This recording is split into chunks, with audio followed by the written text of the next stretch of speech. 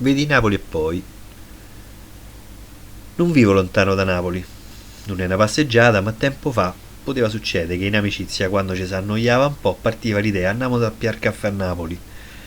Non ho mai partecipato a sta specie di sfida e per questo sono arrivato tardi sotto la montagna.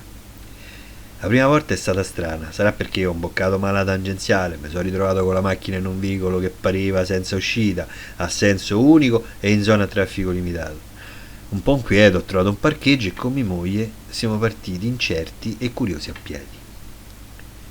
Prima una richiesta di informazioni a una signora che ci ha indicato la fermata della metro, ma non per arrivare prima, ma per come era bella e sicura la strada.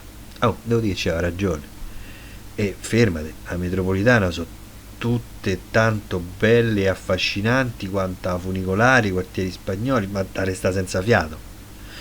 Poi, prima di tornare a casa, mi sono comprato una boccetta di aria di Napoli Doc, da un pischello che più che vende ci teneva a farmi capire che non è vero quello che raccontano quattro linguacce ignoranti.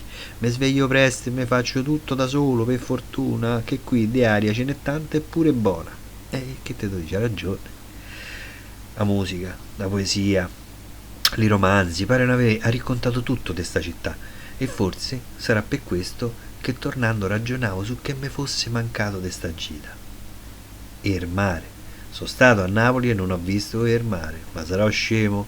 Pochi mesi e via. Devo andare a Napoli a vedere il mare. Mo sì, mo ci siamo.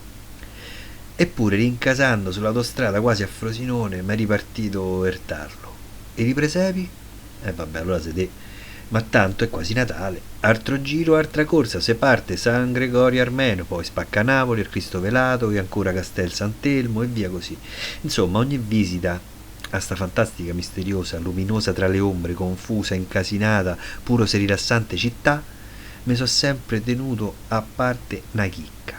Qualcosa di non assaporato, non visto, una sorta di obbligo piacevole a tornare, perché non è vero che sia Napoli und Spring, non lo so come si dice, ma per me, si la vedi, te ci ammali certo, ma forse la cura c'è e che devi tornare ancora, ancora e ancora.